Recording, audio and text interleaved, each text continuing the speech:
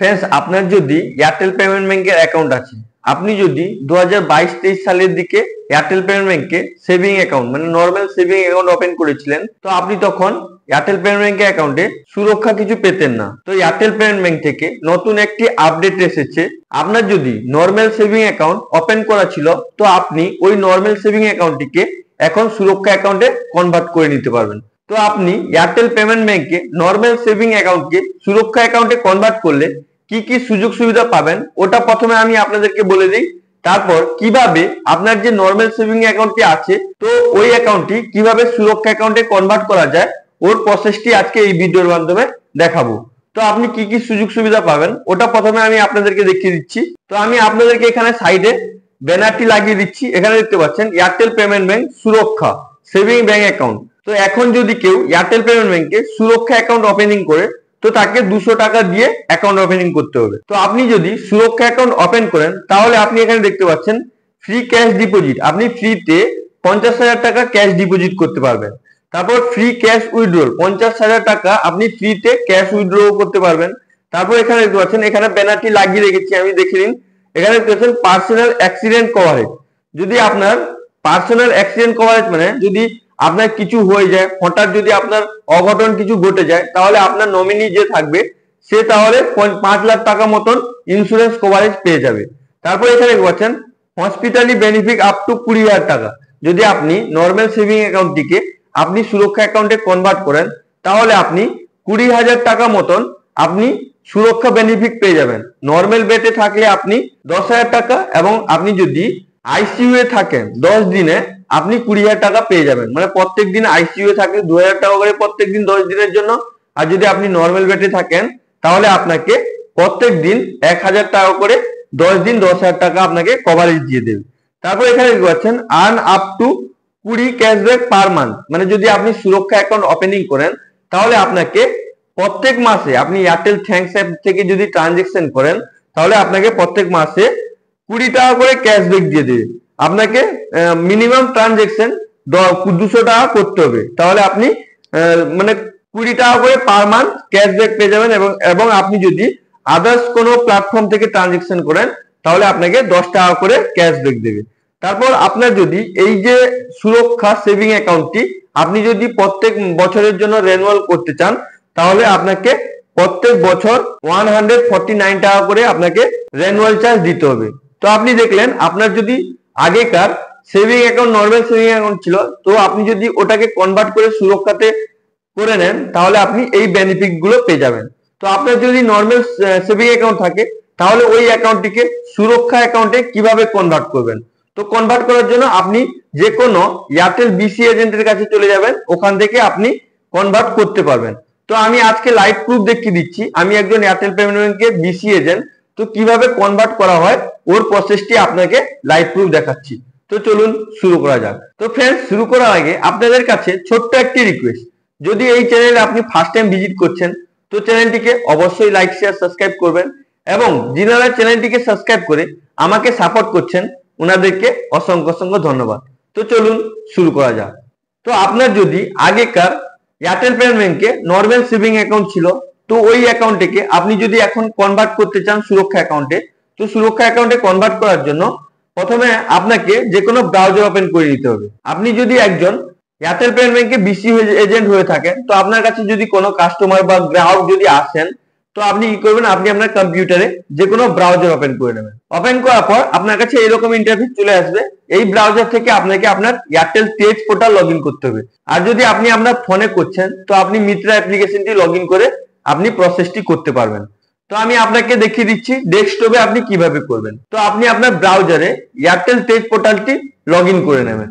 তো আপনি এখানে দেখতে পাচ্ছেন আমি এয়ারটেল তেজ পোর্টালটি লগ ইন করে নিচ্ছি। তো আপনি এখানে ডাইরেক্ট এয়ারটেল তেজ লিখে সার্চ করবেন। সার্চ করার পর আপনার কাছে এরকম ইন্টারফেস চলে আসবে। এখান থেকে আপনাকে লগ ইন করতে হবে আপনার এয়ারটেল তেজ পোর্টালটি, মানে আপনার যে লাভপুর নাম্বারটি আছে আপনার যেটার মাধ্যমে আপনি এয়ারটেল তেজ পোর্টাল এইপিএস এর মাধ্যমে যে কাজ করেন, আপনি যেটার মাধ্যমে লগ ইন করেন তো প্রথমে আপনি আপনার রিটেলার পোর্টালটি লগ ইন করে নেবেন।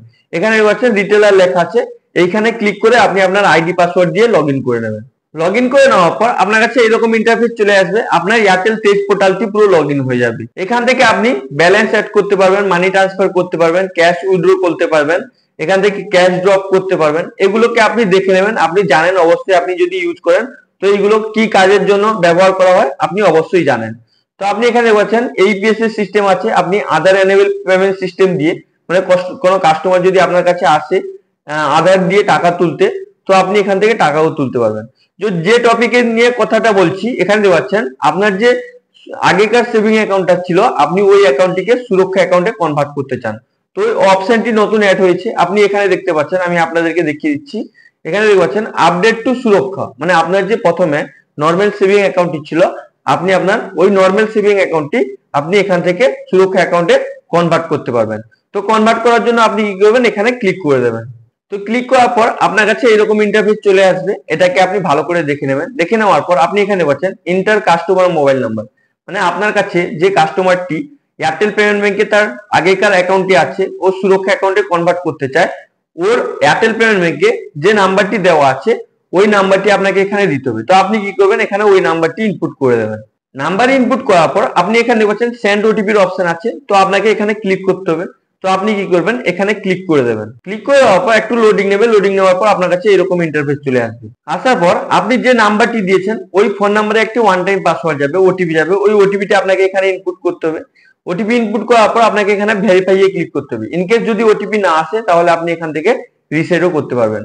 তো আমার কাছে যেহেতু ওটিপি চলে এসেছে আমি ওটিপিটি এন্টার করে দিয়েছি, এবার আমি কি করবো, এখানে ভেরিফাই এ ক্লিক করব। তো আপনিও এখানে ভেরিফাই এ ক্লিক করে দেবেন। ক্লিক করে দেওয়ার পর একটু লোডিং নেবে, লোডিং নেওয়ার পর আপনার কাছে এরকম ইন্টারফেস চলে আসবে, এটাকে আপনি ভালো করে দেখে নেবেন। দেখে নেওয়ার পর আপনি এখানে দেখছেন সিলেক্ট প্ল্যান সুরক্ষা 99 এক বছরের জন্য।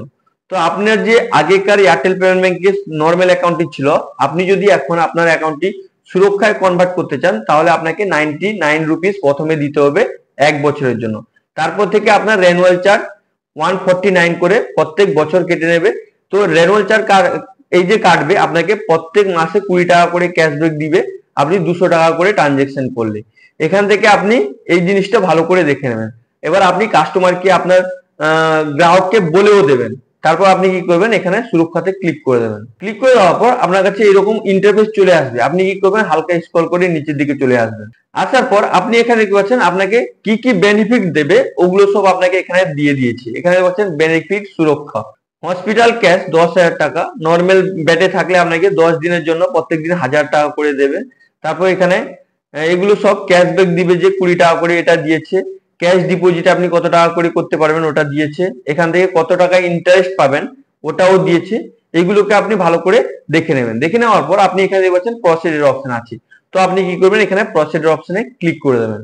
ক্লিক করে দেওয়ার পর আপনার কাছে এরকম ইন্টারফেস চলে আসবে। এবার আপনার নমিনি যে থাকবে ওর নাম এখানে দেখাবে, এখানে নাম দেখাবে, রিলেশনশিপ দেখাবে, এখানে ওর ডেট অফ বার্থ দেখাবে। যদি আপনি নমিনিকে এডিট করতে চান তাহলে আপনি এখান থেকে নমিনি এডিটও করতে পারবেন। তো এটাকে আপনি ভালো করে দেখে নেবেন। দেখে নেওয়ার পর এগুলো টার্ম এন্ড কন্ডিশনকে আপনাকে একসেপ্ট করতে হবে। তো আপনি কি করবেন, এগুলোকে ভালো করে রিড করে নেবেন। রিড করে নেওয়ার পর হালকা স্ক্রল করে নিচের দিকে চলে আসবেন। আর যদি আপনি নমিনিকে চেঞ্জ করতে চান তাহলে আপনি এখান থেকে নমিনি চেঞ্জও করতে পারবেন। তো আপনি কি করবেন, হালকা স্ক্রল করে নিচের দিকে চলে আসবেন। আসার পর আপনি এই টার্ম এন্ড কন্ডিশন গুলোকে ভালো করে রিড করে নেওয়ার পর এগুলোকে আপনি একসেপ্ট করবেন, আপনি কনসেন্ট দিয়ে দেবেন। কনসেন্ট দেওয়ার পর আপনি এখানে পাচ্ছেন নেক্সট এর অপশন আছে, তো আপনাকে এখানে নেক্সট এ ক্লিক করতে হবে। তো আপনি কি করবেন, এখানে নেক্সট এ ক্লিক করে দেবেন। নেক্সট এ ক্লিক করে দেওয়ার পর আপনার কাছে এরকম ইন্টারফেস চলে আসবে, আপনি এটাকে ভালো করে দেখে নেবেন। আর ফ্রেন্ডস, ভিডিওটি আপনি অবশ্যই পুরোটা দেখবেন, একটাও স্টেপ যদি মিস করে দেন তাহলে আপনি আবার আপনাকে প্রথম থেকে এই কাজটি করতে হবে। তো আপনি পাই টু পাই ভিডিওটি ভালো করে দেখবেন। তো আপনি কি করবেন, এটাকে ভালো করে দেখে নেবেন। দেখে নেওয়ার পর এখানে পাচ্ছেন টার্ম এন্ড কন্ডিশন আছে, এটাকে আপনাকে রিড করতে হবে। তো আপনি এটাকে ভালো করে রিড করে নেওয়ার পর এই টার্ম এন্ড কন্ডিশনকে একসেপ্ট করে নেবেন। একসেপ্ট করে নেওয়ার পর আপনি এখানে পাচ্ছেন please your finger on the scanner, মানে আপনার যে বায়োমেট্রিক ডিভাইসটি আপনার কম্পিউটারে লাগানো আছে, তো আপনাকে ওই কম্পিউটারে থাম্বনেল দিতে হবে। তো আপনি কি করবেন, এখানে ক্লিক করবেন। আর ফ্রেন্ডস, আপনি যদি ফোনে করছেন আপনি মিত্রা অ্যাপ্লিকেশনটি লগ ইন করে এইরকম প্রসেস আছে, আপনি এইরকম প্রসেসে করতে পারবেন। তো আপনি ভিডিওটি অবশ্যই পুরোটা দেখবেন।